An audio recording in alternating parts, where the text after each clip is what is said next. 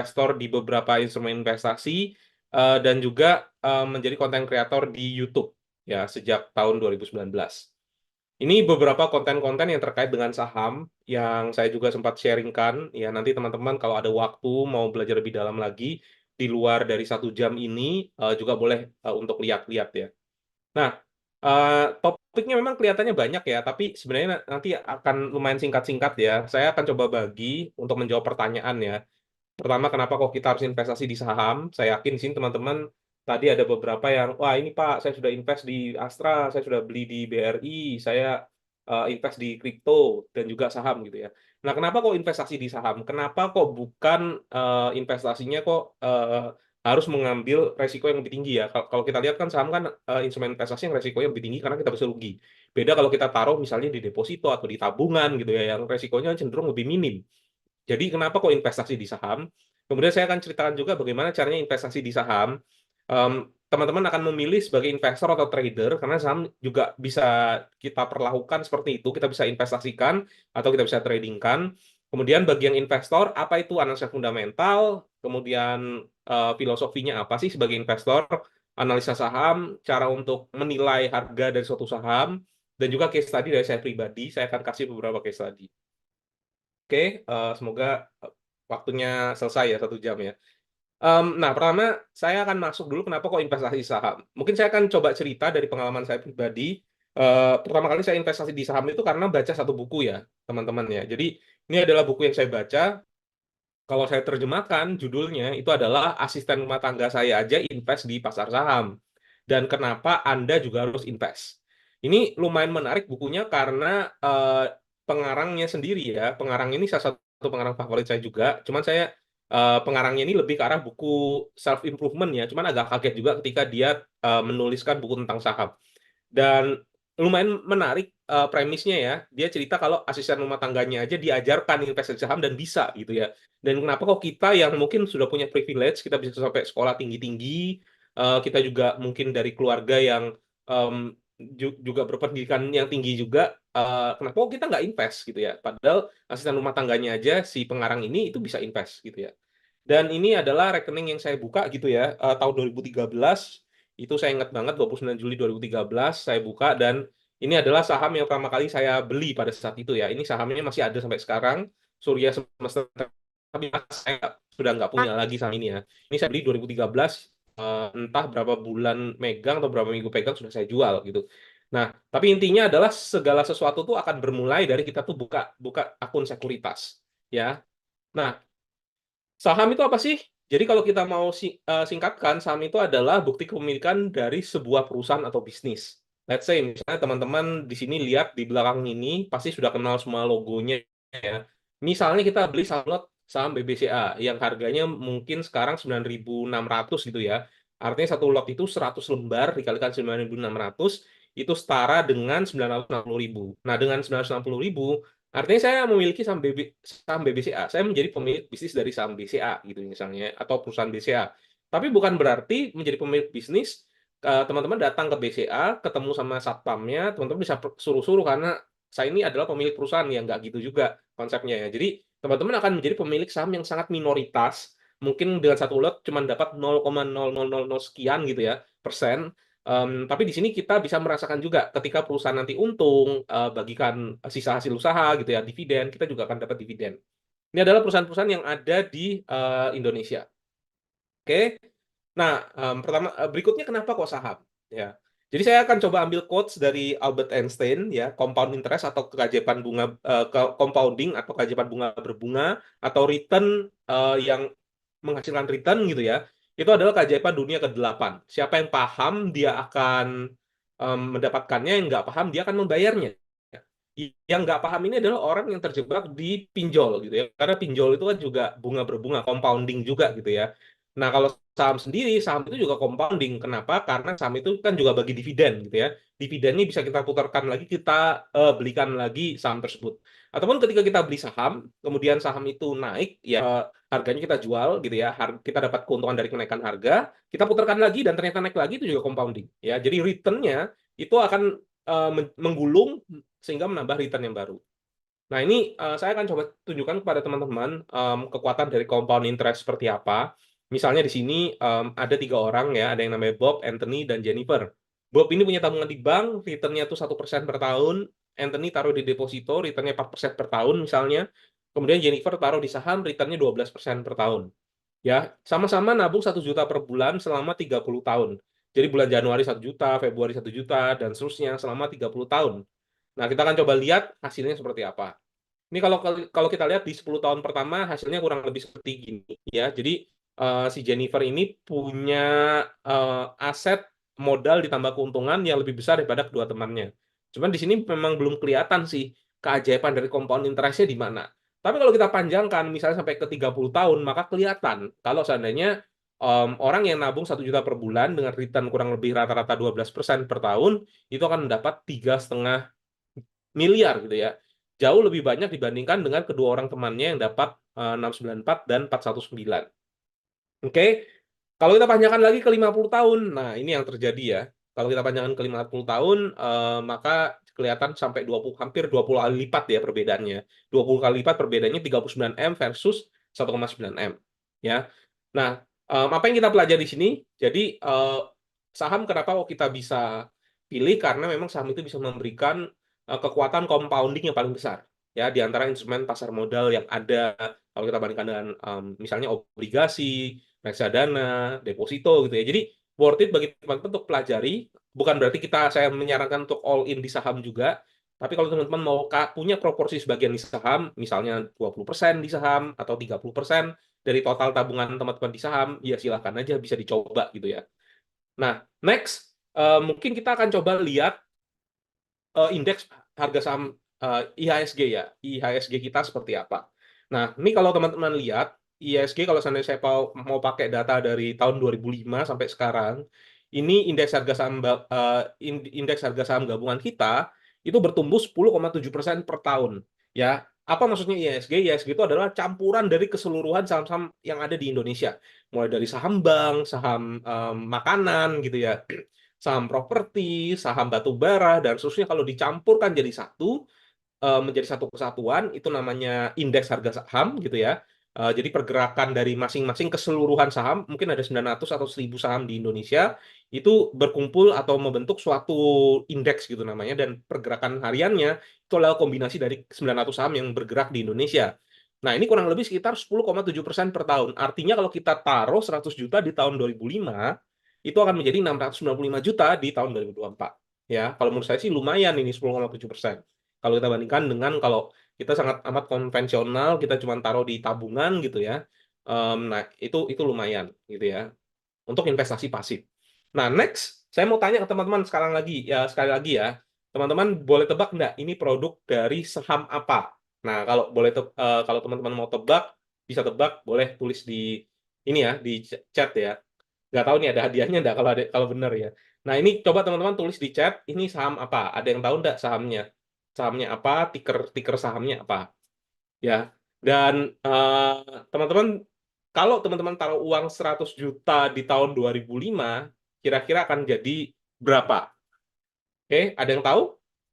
Indomie, Sarimi, Popmi, Citato, ini adalah saham dari perusahaan yang namanya Indofood. Kodenya ada dua. Indofood itu ada yang INDF, itu yang holdings company-nya. Ada juga yang anak usahanya atau ICBP. Ya. Nah, ini saya akan pakai contoh kasus dari INDF ya. Ini teman-teman kalau taruh uang 100 juta di tahun 2005, harga sahamnya waktu itu masih 727 ya. Kemudian teman-teman biarkan sampai sekarang, ini tidak termasuk dapat dividen atau enggak, maka 100 jutanya teman-teman di 2005 itu akan menjadi 832 juta di tahun 2024. Atau kenaikan dari investasinya itu sekitar 11,8% per tahun. Uangnya teman-teman tuh naik 12% per tahun loh, kurang lebih. Ya, ini kekuatan dari compounding dari kalau kita invest di satu saham. Ya, yang produknya mungkin kita pakai sehari-hari. Ini ada yang tahu ini satpam dari perusahaan apa? Ya, kalau dari logonya kelihatan ya ini ya. Logonya ini kelihatan. Logo dari saham ini ya. Ini saham yang mungkin satpamnya itu eh, jauh lebih apa? Maksudnya saham yang punya pengetahuan lebih dan ramah gitu ya. Nah, ini adalah saham BCA. Kalau teman-teman tadi ada yang di sini sempat ngetik ya, wah ini harga saham BCA-nya turun dan seterusnya gitu ya.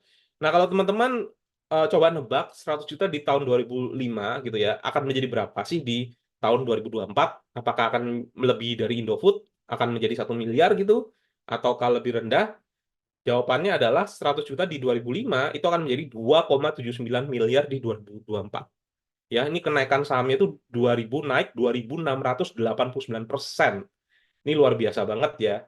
Jadi return yang kita dapatkan kalau secara rata-rata itu adalah 19,2% per tahun. Ya, ini kalau kita investasi di perusahaan yang bagus, yang terus-menerus bertumbuh menghasilkan laba. Nah, next sekarang ada nggak sih perusahaan yang lebih tinggi dari BCA? Ya mungkin produknya kita juga tahu, bukan saham-saham gorengan gitu ya. Tapi yang produknya kita juga tahu. Nah, ada yang bisa nebak nggak ini perusahaan apa? Ya, di sini pasti ada yang Kopiko gitu ya, pernah makan Kopiko. Kopiko sendiri juga sekarang ada di film drakor gitu ya, drama Korea juga ada Kopikonya sampai tembus ke Korea gitu ya. Ada Beng Beng, ada Astor. Ini adalah wah ini sudah benar semua nebak. Ini adalah saham Mayora Indah atau MYOR, MYOR. Nah, 100 juta di tahun 2005 itu akan menjadi 10,8 miliar di 2023. Bayangkan ya teman-teman ya. Naiknya ini 10.771%. Dulunya di 2005 22,26. Ini mungkin harganya setelah stock split atau dia ada saham bonus gitu ya. Makanya harganya nggak begitu ini. Em, itu menjadi berapa ini? Menjadi sekarang 2.420. Bayangkan ya. Jadi return atau compoundingnya itu sekitar 28% per tahun ya dari produk-produk yang kita makan setiap hari gitu. Terakhir, ini ada satu saham lagi terakhir yang ternyata returnnya lebih tinggi daripada Mayora. Ada yang tahu ini sama apa? Ini produknya mungkin teman-teman juga pernah makan, ya Fiesta Chicken Nugget, Fiesta bakso, sosis dan seterusnya. Wah, ini betul ya. Ini adalah saham dari Cepin. Kodenya Cepin. Saham ini namanya adalah Carun Pokpan. Jadi kalau teman-teman lihat progresnya, investasi di saham ini 100 juta taruh di 2005 itu akan menjadi 15,3 miliar di 2023. Oke, dengan CAGR sekitar atau return sekitar per tahunnya 30,3%. Tapi balik lagi ya, dalam perjalanannya teman-teman tidak akan menemukan garis lurus seperti ini. Teman-teman mungkin bisa jadi akan saham itu akan diam bertahun-tahun. Tiba-tiba naik, kemudian turun, kemudian naik lagi, kemudian turun lagi. Ya, nah masalahnya ketika kita mau di garis finish, siap enggak kita untuk menghadapi jalan yang berliku-liku? Siap enggak ketika kita beli saham, sahamnya nggak kemana-mana. Ketika kita beli saham, sahamnya turun dulu selama setahun, 2 tahun, terus kemudian naik lagi, turun lagi, dan seterusnya. Kadang-kadang tidak semua orang bisa sanggup untuk menahan saham. Ada yang tergoda ketika naik 5% mau jual gitu ya. Ada juga yang takut ketika turun 2-3% mau jual rugi gitu karena takut turun lebih dalam. Nah, ini tantangannya dan saya akan coba sharingkan juga ya gimana mindset kita sebagai seorang investor. Oke. Nah, next adalah bagaimana caranya untuk kita investasi di saham. Ya, balik lagi saham itu adalah bukti kepemilikan dari suatu perseroan ya atau perusahaan. Jadi kita ketika memiliki perusahaan tersebut, maka kita juga bisa mengklaim hasil dari keuntungan dari perusahaan tersebut. Nah, langkah pertama yang harus kita lakukan adalah kita cari dulu yang namanya sekuritas. Ya, jadi sekuritas ini semacam broker. Teman-teman nanti ketika beli itu nggak mungkin datang langsung ke Bursa Efek Indonesia atau telepon Bursa Efek Indonesianya, tapi teman-teman tuh perlu maklar yang bisa membantu teman-teman untuk bisa meneruskan transaksi. Misalnya saya mau beli satu lot saham Indofood gitu ya, INDF. Nggak mungkin saya datang ke Bursa Efek, kemudian saya ngomong sendiri sama orangnya, nggak mungkin. Kita pakai perantara, dan perantaranya itu adalah sekuritas. Ini adalah daftar sekuritas-sekuritas yang ada, silakan teman-teman pilih aja. Selama teman-teman nanti cek di situs ini, kalau selama memang sudah terdaftar di situs ini atau ada di situs ini, artinya perusahaan itu sudah legal. Ya tinggal masalah kenyamanan aja. Tiap-tiap sekuritas akan punya aplikasi, ada aplikasi yang user interface-nya bagus, ada aplikasi yang user interface-nya jelek gitu ya. Ataupun nanti akan ada biaya transaksi, tapi biaya transaksi sudah rendah sih, nggak begitu banyak perbedaannya. Oke, nah ketika nanti teman-teman mau beli saham, ya nanti akan muncul apa halaman seperti kayak gini. Ya, ini adalah halaman kalau kita mau beli saham. Mungkin di sini saya akan coba kasih contoh aja ya, kasih contoh aja, bentar. Ini saya akan coba kasih contoh. Oke, ini coba ya, saya kasih contoh ya.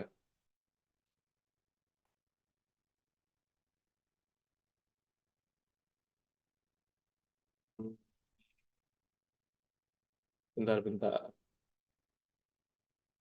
Ini udah kelihatan ya teman-teman? Belum ya?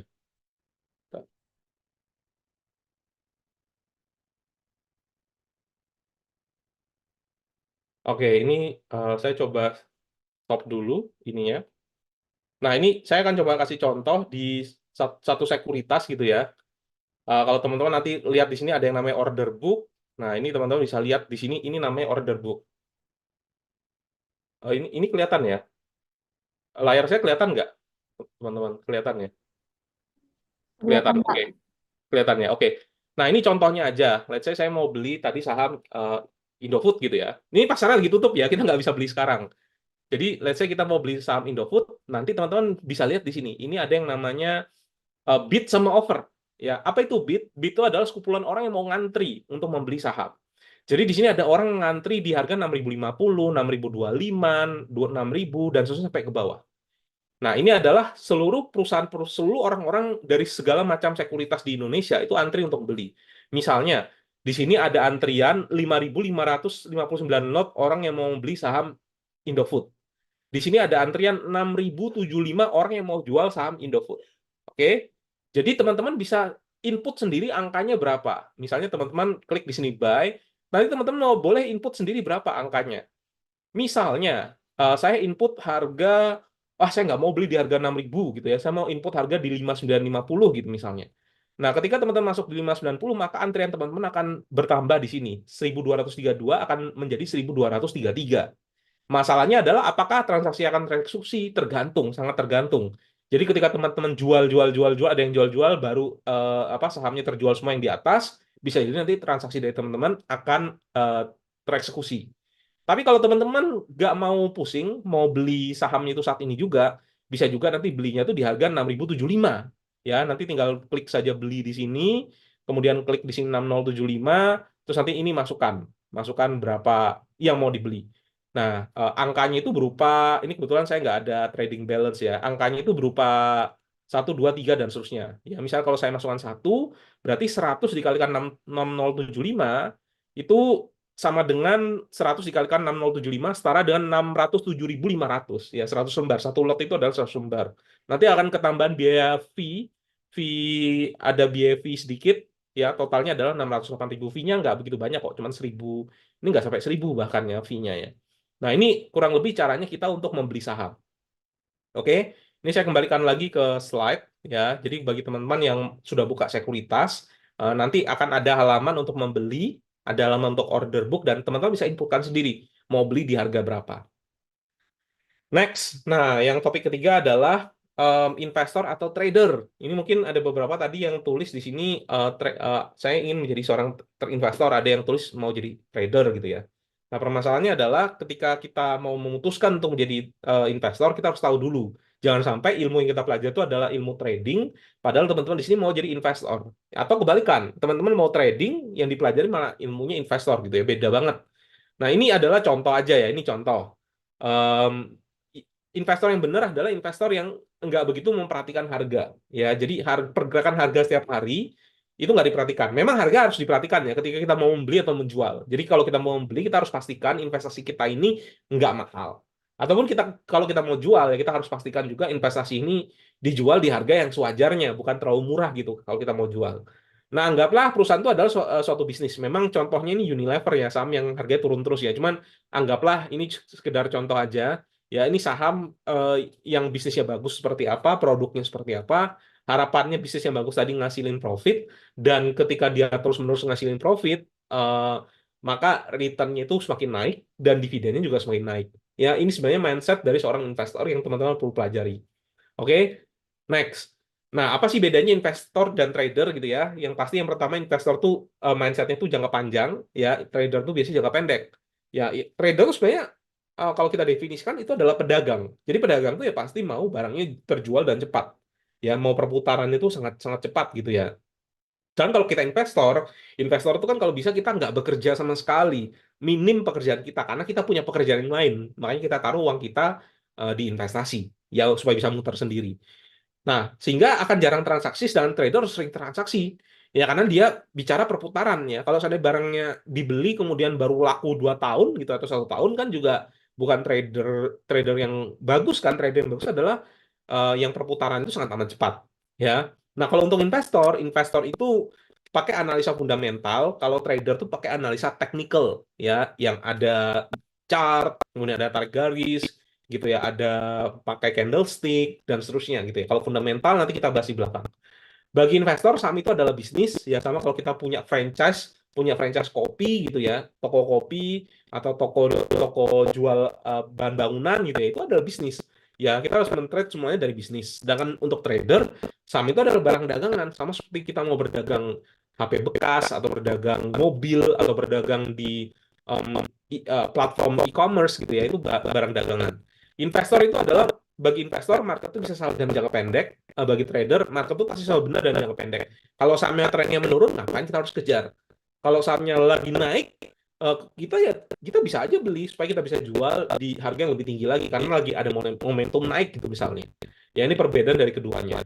Ya, jadi teman-teman harus bisa bedakan investor versus trader. Ada juga investor yang em, ngerasa kita investasi tapi ternyata kita sedang berspekulasi atau sedang gambling gitu ya, ada juga gitu ya teman-teman yang beli saham karena dibisiki oleh temannya atau mungkin ngeliat dari internet gitu ya, dari suatu forum saham, wah saham ini akan naik gitu ya, atau buka grup telegram saham ini akan naik.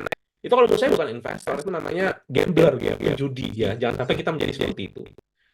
Nah, next, untuk bicara apa namanya, eh, investor atau trader sekalipun sebenarnya ada banyak kategori ya. Jadi ini tadi kategori-kategori yang bersifat pasif atau aktif gitu ya, pasif atau aktif. Teman-teman lihat di sini, ini yang pasif. Pasif ini biasanya belinya dollar cost averaging, setiap bulan dapat uang dibelikan ya, bisa dibelikan di saham-saham blue chip, saham-saham perbankan atau saham-saham consumer goods gitu ya, atau belinya itu di reksadana ya, ada juga sekarang yang namanya reksadana index ya, artinya itu nggak begitu mahal, isinya itu adalah kumpulan saham-saham blue chip yang ada di Indonesia ya, dari berbagai macam sektor. Ataupun teman-teman yang milih untuk aktif ya, teman-teman milih jalur trader gitu ya, kalau teknikal itu ada chart, ada juga yang pakai momentum, masing-masing punya indikatornya sendiri. Tapi kalau fundamental, ada saham-saham itu yang berdasarkan sebenarnya fundamental ini kita nggak terlalu bisa bedakan secara ini ya, karena sebenarnya teorinya sama, kita punya suatu barang yang bagus dan kalau bisa diakui reasonable. Tapi kalau yang tipenya value investor, karena lebih ke arah selisih antara harga dan nilai. Kalau sahamnya itu dijual di harga 10.000, padahal nilai sesungguhnya itu 30.000, maka investor tertarik. Nah, kalau growth, dia tidak begitu sensitif terhadap harga. Ada saham yang dijual mahal, ya dia oke-oke aja selama tetap bertumbuh. Ada juga investor yang lebih mementingkan dividen gitu ya. Jadi selama saham ini bagikan dividen dan dividen itu tinggi, saya akan beli. Meskipun memang harga sahamnya nggak naik banget, tetap aja di stabil di situ aja gitu ya. Ini yang tipikalnya adalah karena dividen. Nah, yang bawah ini mungkin aliran yang lain ya, ada aliran yang market timing, coba untuk keluar masuk pasar bisa tepat, ada yang bandarmologi, ada ilmu pergerakan dari institusi asing dan investor besar tertentu gitu ya, dan lain-lain. Oke. Nah, next. Nah, karena di sini saya akan coba menjelaskan yang saya yaitu investor jangka panjang, maka saya akan coba jelaskan singkat apa itu analisa fundamental. Ya, jadi di sini analisa fundamental ini adalah analisa, ini kalau saya terjemahkan ya, suatu metode mengukur berapa nilai sesungguhnya dari si perusahaan. Ya, dengan cara melihat segala macam faktor yang terkait dengan ekonomi maupun keuangan dari si perusahaan. Ya, itu adalah analisa fundamental. Nah, ini seorang investor juga kasih definisi ya, assessment manfaatnya penilaian yang sangat komplit gitu ya, dari nilai dari suatu perusahaan ya, suatu perusahaan suatu aset ya. Nah, fundamental analysis ya, ada fundamental juga di buku Intelijen Investor, di mana Benjamin Graham ini bapak dari fundamental. Itu ada 3 hal yang kita pelajari dari analisa fundamental untuk memastikan kita bisa spekulasi. Yang pertama, ketika analisa harus ada satu analisa yang menyeluruh. Ya, ini analisa yang menyeluruh. Yang kemudian yang kedua, tindakan kita itu pertama yang kita lihat itu adalah sesinya, nyamanannya dulu. Ya, jadi orang yang sama-sama naik 500 jual dalam singkat itu sebenarnya lebih memperhatikan sedang hasil kalkulasi karena bisa jadi kenaikan yang sangat singkat itu sama dengan kasih untuk goreng ya misalnya. Nah yang ketiga adalah education atau penelitian yang sosok gitu ya. Jadi penelitiannya harus yang sampai 20% ya. Warren Buffett kan baru saham legendaris dunia ya. Kita sudah bertahun-tahun dia konsisten sampai 60 tahun lebih gitu ya. Kita tidak konsisten segitu. Oke. Jadi di sini yang saya katakan adalah bisnis dari saham apa sih? Itu adalah yang dari analisa yang menyeluruh gitu ya. Apa aja contohnya teman-teman bisa lihat ada analisa yang analisa terus teman-teman bisa tahu mungkin gimana efek terhadap saham, uang jalan pemerintah, inflasi dan sebagainya. Ini penting. Tapi kalau menurut saya ini sama prediksi. Jadi ini sekedar pengetahuan aja. Jangan sampai kita jadikan sebagai pengambilan kita secara terhadap hal ini ya. Karena kalau saya lebih penting yang mana yaitu mikro ya. Artinya teman-teman membuka keuangan perusahaan, belajar model bisnis perusahaan, manajemen yang baik apa enggak, prospek ke depannya oke apa enggak. Ini adalah analisa yang lebih penting. Kenapa? Karena kita tahu kalau ini kita bisa memahami ya, tapi teman-teman juga bisa menggunakan oke kalau perusahaan ini dengan kondisi makro ke depannya misalnya lebih buruk bisa bertahan apa enggak, laba banyak atau sama-sama apa enggak ya. Jadi ini adalah analisa yang menyeluruh. Yang kedua adalah gimana caranya investasi kita itu aman duluan. Makanya ada rules di sini, dari Warren Buffett gitu ya. Nah, rule number one yang perlu rule number two jangan pernah lupa rule number one. Ya, jadi kita harus berhati-hati banget. Gimana caranya investasi kita beli kalau bisa risikonya seminim mungkin.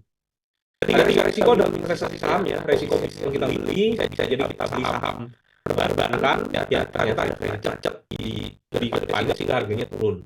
Atau ada risiko misalnya tabungannya ternyata kena hack ya sehingga akhirnya harga sahamnya turun. Nah ini ada risiko bisnis yang selalu kita beli ya. Terus yang kedua risiko membeli terlalu mahal. Misalnya kita membeli di puncak gitu ya karena ikut-ikutan teman gitu ya. Oh saham ini katanya nggak akan pernah turun kalau selalu naik setiap tahunnya kemudian kita beli gitu ya. Nah ini hati-hati membeli terlalu mahal ini juga bahaya. Dan yang terakhir adalah risiko psikologis sendiri. Kalau teman-teman tadi sempat melihat chart yang saya tunjukkan harga saham misalnya Mayora gitu ya. Kan garis-garisnya kan nggak lurus. Ya kan akan ada bergejolak. Nah ini sama-sama seperti teman-teman naik mobil ya mobilnya melewati jalan yang bergelombang. Ketika teman-teman tidak bisa tahan di tengah jalan, teman-teman misalnya mabuk gitu ya di tengah jalan kemudian muntah gitu nggak bisa lanjut lagi ya artinya investasi kita nggak akan sampai tujuan ya mungkin ketika rugi kita jual dulu. Nah ini adalah resiko psikologis sendiri ya. Ini 3 resiko yang perlu kita perhatikan sebelum investasi di saham. Dan yang terakhir adalah educated return ya. Jadi kita nggak akan cari yang home run tapi ya sudah cukup lah ya. Definisi cukup itu apa? Definisi cukup itu adalah kalau kita lihat IHSG ya. IHSG itu rata-rata returnnya sekitar 11% per tahun. Oke. Nah ini adalah 3 prinsip penting dari analisa fundamental. Nah sekarang saya akan coba lanjutkan juga setelah kita paham 3 konsep penting tadi. Mindset kita sebagai investor itu seperti apa sih ya. Nah, di sini saya akan coba mengenalkan ke teman-teman mungkin di sekolah atau di kuliah, teman-teman banyak paham tentang teori market efficient, gitu ya, efficient market theory. Tapi di sini pengalaman saya selama 11 tahun investasi di saham, market itu tidak akan sepenuhnya selalu efisien. Akan ada perbedaan di mana dalam waktu 1 bulan aja misalnya saham bank besar gitu ya, saya kita sebut aja nama BBRI gitu ya, bisa turun sampai 20% gitu ya. Apakah ini adalah wujud dari market efisien atau enggak? Kenapa kok misalnya saham BBRI yang mungkin nggak ada tutup kantor atau nggak ada masalah-masalah yang sangat signifikan gitu ya, laba juga bertumbuh, kok bisa sampai turun 20%? Nah ini mengindikasikan kalau market itu nggak efisien. Bisa jadi di 1 bulan yang lalu harganya terlalu tinggi. Atau bisa jadi di saat ini orang terlalu panik. Berbondong-bondong jual sehingga harganya sebenarnya lebih rendah daripada nilai sesungguhnya. Ya, saya ambil contoh price versus value. Harga dari nasi nasi goreng ini, kalau kita lihat ya, harga dari nasi goreng ini itu bisa 12.000 kalau kita beli di eh, apa namanya orang yang di pinggir jalan gitu ya, penjual yang di pinggir jalan ya, penjual duk-duk gitu ya, kita beli nasi goreng itu bisa aja cuma 12.000, 15.000, 20.000. Tapi kalau kita beli di hotel, harganya itu bisa 120.000 ya. Ini kita namakan sebagai price atau harga. Yang teman-teman lihat setiap hari itu adalah harga. Value-nya apa? Value-nya itu kita sendiri yang tahu gitu ya, kita sendiri yang merasakan. Jadi di sini saya mau kasih contoh, price is what you pay. Apa yang kalian bayar itu adalah harga, value itu is what you get. Nah, di sini siapa teman-teman yang pernah nggak nyobain restoran yang mahal, ternyata nggak enak. Harganya sudah mahal, makanannya sudah mahal, ternyata harganya nggak enak. Itu artinya teman-teman bayar terlalu mahal, tapi value yang didapatkan itu nggak seberapa. Ataupun mungkin teman-teman bayar mahal-mahal, ternyata makanannya sedikit banget gitu ya. Nah, itu kita harus bisa bedakan di dunia saham supaya kita bisa dapat return yang lebih tinggi daripada pasar. Ini sambil contoh aja nih, contoh yang lama banget ya. Mungkin teman-teman zaman segini belum ada yang mulai invest. Dulu banget pada saat pandemi, saham Bank BRI ini harganya 2.170 ya, 2.170 bayangkan ya.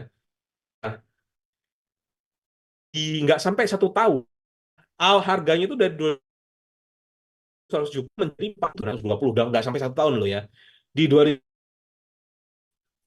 keseluruhan BRI itu dijual dengan harga 268 triliun.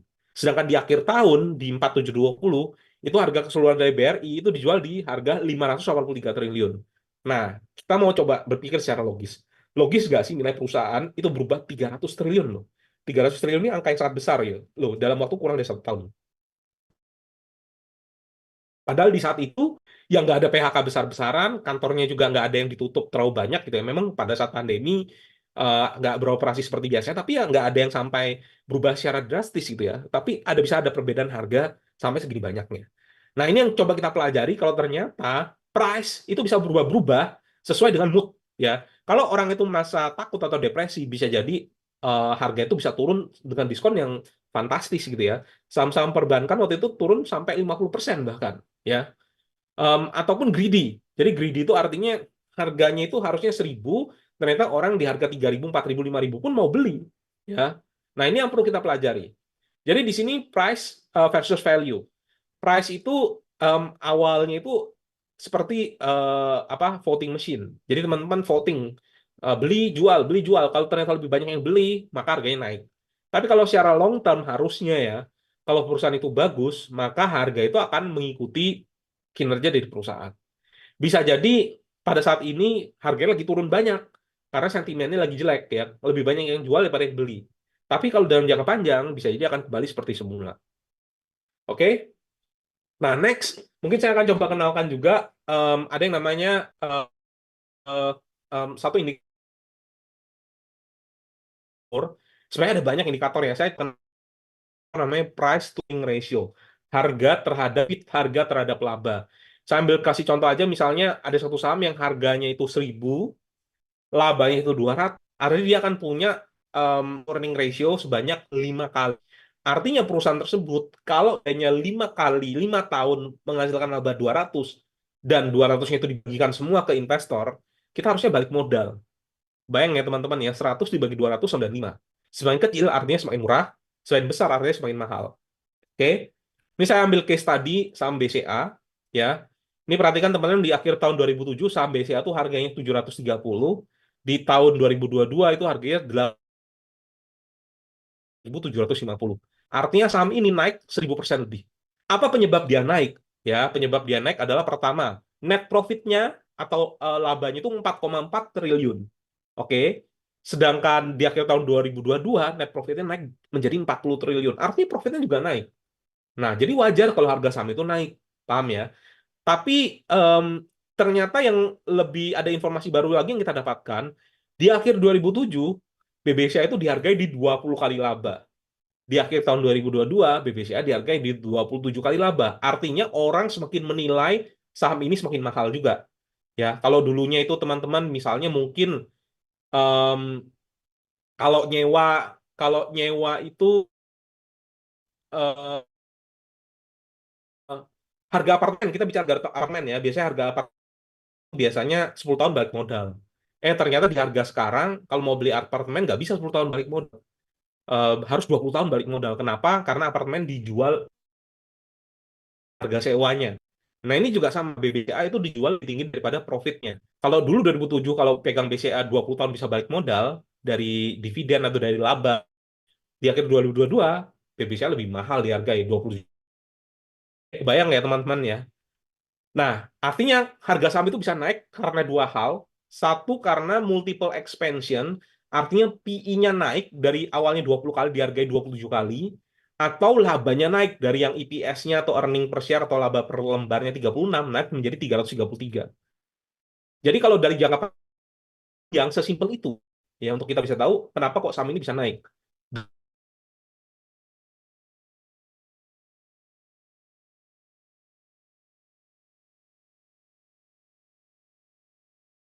Mental perusahaan, sedangkan multi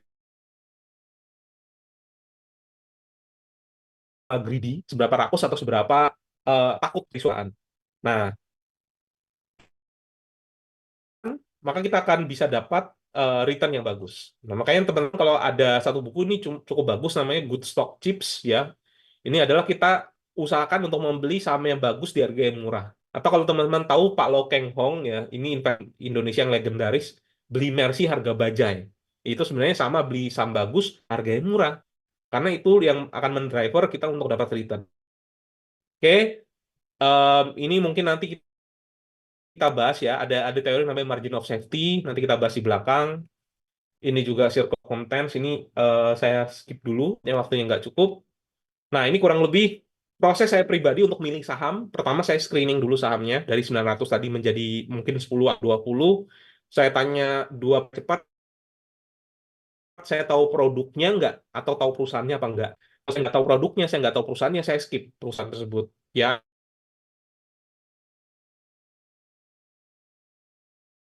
emas atau nikel, ya saya ambil, ya maka itu akan saya pelajari. Berikutnya adalah kita analisa.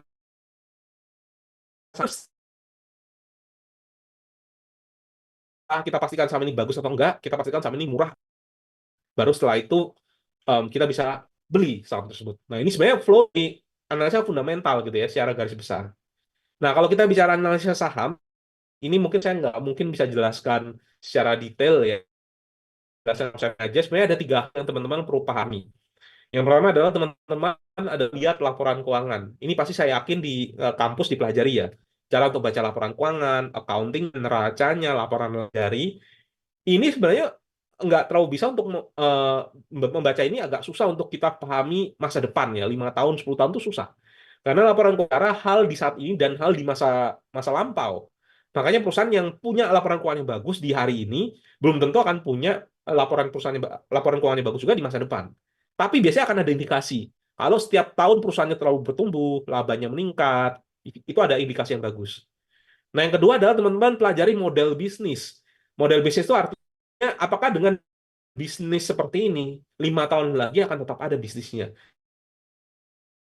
tetap makan beng-beng nggak misalnya di 5 tahun yang akan datang, atau akan tetap makan Indomie nggak, atau misalnya mobil listrik yang nanti akan datang akan mengganggu nggak mobil-mobil lokal yang diproduksi di lokal misalnya, atau misalnya kalau kita bicara cukai gitu ya, cukai rokok akan terus ditingkatkan nggak sehingga nanti perusahaan rokok akan seperti apa. Model bisnis dan prospek ke depannya. Ini future. Ya, dan yang terakhir adalah manajemen. Dan nggak ke kita investor minoritas. Dari tiga kombinasi ini, bisa jadi pembahasannya 1 jam per topik gitu ya kalau di breakdown. Um, kita bisa jadi dapat analisa yang menyeluruh. Saham ini bagus apa enggak. Ya, ini saya kasih beberapa indikator cepat aja. Jadi kalau kita mau tahu dari laporan keuangan, kita sebenarnya ada 3 indikator ya. Kita mau cari perusahaan ini siapa apa enggak. Ya, rasionya itu ada macam-macam. Ada current ratio, ada rasio hutang terhadap modal gitu ya, debt to equity ratio. Yang kedua, kita harus tahu, pastikan juga perusahaannya selain sehat, itu juga bertumbuh. Sorry, menguntungkan ya. Return on equity, laba bersih terhadap total ekuitasnya tinggi, net profit margin juga tebel, gross profit marginnya juga tebel, dan seterusnya. Ini profitable. Dan yang terakhir adalah pastikan perusahaan itu Oke, jadi ini adalah pertumbuhan apa namanya laba bersih, penjualan ekuitasnya bertumbuh, operating cash flow juga bertumbuh. Kalau bisa grafiknya tuh yang kayak gini gitu ya, naik terus apa namanya labanya atau penjualannya lah, omsetnya lah setidaknya. Nah, untuk screening perusahaan ini sebenarnya saya juga pakai alat bantu gitu ya. Ini kalau saya coba bukakan sekali lagi, em, ada yang namanya fitur screener. Nanti teman-teman nanti bisa cek di sini. em, Misalnya saya pakai ini kriteria screening saya gitu ya. Teman-teman nanti coba lihat saja di sini. Ini biasanya kriteria yang saya pakai ya untuk menjelaskan kalau pemula sebaiknya mulai dari mana. Pertama kita cari yang kapitalisasi pasalnya tinggi. Jadi artinya mulai dari blue chip dulu lah gitu ya. Kemudian saya biasanya masukkan indikator perusahaannya itu pendapatannya atau omsetnya itu sepanjang 3 tahun terakhir bertumbuh. Saya masukkan lebih dari nol. Kemudian return on equity-nya dalam 5 tahun saya masukkan 10%. Kenapa kok 10%? Karena kalau 7% mending taruh di obligasi aja. Obligasi kan 7% sekarang ini kan. Atau ternyata return on equity-nya 5, saya masukkan ke perusahaan. Nah ini saya cari yang 10%. Ada juga profit win ya, bisa jual. Kalau tertipis, nanti kita ada perubahan itu akan dari apa bisa menjadi rugi. Ini sekali 5 kali, kemudian net to equity ratio saya pakai kurang dari 1,25 kali. Price to earning saya set kalau bisa di bawah 15 kali gitu ya. Terus ini kalau bisa membagikan dividen 5 tahun berturut-turut. Kalau saya klik screen di sini, ini akan keluar 14 saham. Ya, misalnya saham gede ya. Ada saham BRI, Mandiri, Telkom, Astra, BNI, HM Sampurna, United Tractor, Adaro, Indofood, dan seterusnya. Teman-teman juga bukan langsung harus beli saham ini, tapi mulai belajarnya dari sini. Oke, saya dari 14 ini yang paham adalah saham bank. Saya paham saham Astra, misalnya. Saya paham saham Indofood. Saya paham di pertambangan, gitu ya, misalnya. Karena orang tua atau keluarga ada kerja di tambang. Mulai dipelajari dari ini, ya. Jadi teman-teman jangan bingung gitu ya. Jangan nanti yang dilihat tuh saham apa yang lagi naik sekarang, kemudian itu yang dibeli. Jangan. Ya, kita mulai dari yang basic-basic dulu. Oke, nah ini saya balik lagi ke slide. Next, berarti bentar, ini waktunya oke. Paling kurang berapa menit lagi? Apa moderator 15 menit lagi ya atau 20 menit lagi atau 10 menit lagi. Oke, ini sambil saya lanjut ya. Nanti boleh di chat aja kalau kurang 10 menit gitu. Ini saya lanjut sedikit. Em, ini juga eh, nanti teman-teman bisa baca ya di literatur bukunya Peter Lynch. Perusahaan tersebut juga ada beberapa karakteristik. Jadi kita nggak bisa samakan. Ada yang karakteristiknya itu lagi bertumbuh dan cepat, ada yang bertumbuhnya lambat, ada yang ya blue chip gitu perusahaannya. Ada perusahaan yang siklus gitu ya. Makanya kalau perusahaan siklusnya agak susah untuk kita pegang dalam jangka panjang. Saya siklus itu adalah batu bara, itu siklus. Jadi ketika siklusnya lagi naik, justru biasanya kita jual pada saat harga batu bara lagi tinggi-tingginya. Ya ada juga perusahaan yang turnaround yang bertahun-tahun rugi tiba-tiba mau membalik menjadi bagus. Ada juga yang aset play ya. Ini cara untuk paham model bisnis. Teman-teman tinggal jawab aja keempat pertanyaan ini. Satu, seberapa butuh sih orang-orang akan produk yang dijual di masa depan? Let's say kalau kita bicara BRI gitu ya, seberapa butuh orang-orang produk dari si BRI ini, tabungan BRI butuh apa enggak, apakah BRI akan tetap kasih kredit ke orang-orang, dan seterusnya. Predictability, seberapa mudah bisnisnya ditebak. Mudah nggak sih untuk menebak bisnis dari misalnya bisnis otomotif, itu mudah apa enggak? Tahu nggak kita ke depannya kalau otomotif akan selalu naik? Atau consumer goods, seberapa mudah sih kita menebak bisnis dari consumer goods gitu, dan seterusnya. Terus yang berikutnya economic mode gitu ya. Apakah bisnis itu punya kekuatan kompetitif? Ya kalau seandainya orang mau buat mie instan dengan merek lain, bisa nggak untuk memakan pasar yang saat ini gitu ya? Atau kalau orang mau bikin bank baru untuk menyaingi misalnya BCA, BRI, Mandiri dan seterusnya, mungkin apa enggak itu bisa terjadi? Dan yang terakhir kalau bisa bisnisnya itu sesedikit mungkin keluar uang untuk pemeliharaan gitu ya, sesedikit mungkin.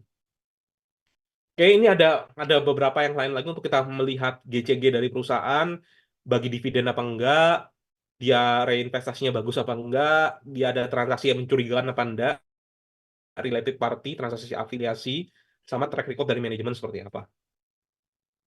Berikutnya terakhir ini mungkin dua terakhir ya, valuasi perusahaan. Semoga teman-teman masih bisa ngikutin. gitu ya. Ini tadi saya sudah jelaskan bedanya value sama price. Nggak ada rumus yang fixnya pastinya ya. Rumusnya ada banyak kalau teman-teman lihat di literatur, tapi nggak ada yang benar-benar fix gitu ya. Nah, di sini perhatikan, saya pribadi sebenarnya pakainya sesimpel ini sih. Saya coba cari berapa price to earning yang wajar dari si saham, saya kalikan laba yang wajar dari si suatu saham. Sebenarnya sesimpel itu. Ya, jadi misalnya em, perusahaan yang bagusnya kayak gini, otomatis akan dinilai lebih mahal daripada perusahaan yang naik turun seperti kayak gini. Ini make sense, logis. Perusahaan yang kalau misalnya kita bicara perusahaan perbankan gitu ya, Bank Mandiri gitu ya, laba itu selalu naik, ya, hampir selalu naik dan naiknya stabil. Mandiri, BRI, BNI dan seterusnya. Nah, otomatis harga saham bank itu akan pasti lebih mahal daripada harga saham-saham komoditas yang naik turun seperti kayak gini. Oke. Nah, makanya di sini kita akan coba membandingkan gitu ya, perusahaan-perusahaan yang misalnya bagus, misalnya Telkom atau mungkin Indofood CBP, Kalbe, BCA, ya kan dihargai di price to earning lebih dari 20 kali. Tapi perusahaan-perusahaan seperti mungkin industri semen, properti, atau bank lapis kedua gitu ya, dan seterusnya itu akan dihargai di antara 10 sampai 20 kali. Tapi perusahaan-perusahaan seperti kontraktor, em, kontraktor tambang, kontraktor ini yang memang bertumbuhnya susah, labanya fluktuatif, kadang bisa merugi, kita nggak bisa hargai di price to earning yang sangat mahal. Ya, nah ini saya kasih contoh aja, satu contoh untuk kita untuk memvaluasi. Ini let's say ya, kita evaluasi perusahaan Astra. Astra ini kalau menurut saya pribadi, itu price to earning wajarnya di 14 kali. Kenapa kok 14 kali? Sebenarnya panjang ceritanya ya. Nggak mungkin Astra itu di level 20 kali karena dia itu nggak sestabil, bisnisnya itu nggak stabil, consumer goods gitu ya atau yang lain-lain. Bisnisnya Astra tuh banyak yang siklus. Misalnya Astra tuh punya kontraktor atau penjualan alat alat batu bara gitu ya. Di mana batu bara ini sektornya cyclical. Otomotif juga siklus gitu ya dan pertumbuhannya juga agak lambat sekarang. Jadi Astra nggak bisa kita evaluasi terlalu tinggi. Ya, saya masukkan di sini 14 kali. Bahkan kalau kita lihat di histori 5 sampai 10 tahun terakhir, Astra itu cuma dievaluasi rata-ratanya di 12 kali gitu ya. Saya pakai 14 kali. Laba wajarnya berapa? Astra tahun lalu 30 triliun, labanya 33 triliun mungkin. Tapi saya estimasi lebih konservatif, mungkin tahun ini cuma 23 triliun. Kenapa? Karena mungkin batu bara nggak se-booming yang lalu. Kedua, mungkin pertumbuhan dari otomotifnya nggak bertumbuh lagi ya pada tahun ini. Kita kalikan aja 14 kali 23 ketemunya 322 triliun. Jadi kalau mau beli satu perusahaan Astra, itu perlunya 322 triliun. Kemudian teman-teman cari jumlah saham Astra itu berapa, jumlah lembarnya. Ketemu 40,48 miliar lembar. Teman-teman bagikan 322 dibagi 40,48 miliar lembar, ketemulah 7.950 per share. Ini yang saya yakini sebagai nilai wajar dari Astra. Oke, kita harus nilai dulu berapa nih perusahaan nilainya. Next, kita baru bandingkan dengan harga, nilai versus harga. Di sini kalau kita lihat, ini kalau based on saya ya, teman-teman pasti punya penilaian beda ya. Itu fair value-nya ada di 7.950 ya. Dan itu pernah tercapai, hampir pernah tercapai di beberapa tahun, misalnya di 2022, di 2019 itu pernah hampir tercapai nilai fair value-nya. Kalau teman-teman mau beli dengan diskon 35% dari harga wajar, artinya teman-teman bisa masuk di 5.150. Kalau teman-teman mau beli dengan diskon 50%, teman-teman nawar banget nih, ya teman-teman akan tunggu di harga 3.975. Nah, jadi sebenarnya sesimpel itu sih. Teman-teman cari dulu berapa nilai wajarnya, kemudian teman-teman mau beli di diskon berapa. Tiap-tiap orang nawarnya beda-beda. Ada yang murah sedikit sudah langsung dibeli. Ya, tapi jeleknya adalah ketika turun lebih dalam, uangnya sudah habis untuk nambah gitu ya. Ada juga yang nawarnya itu sampai sadis gitu ya. Nawarnya itu sampai tunggu diskon itu 50%. Tapi kalau harganya nggak sampai nyentuh 50%, dia nggak akan dapat barang. Nggak akan beli atau nggak akan investasi. Ya. Nah, em, ini kurang lebih sampai sini dulu. Nanti kalau seandainya ada teman-teman yang mau bertanya, silakan bertanya. Saya kembalikan dulu ke moderator ya.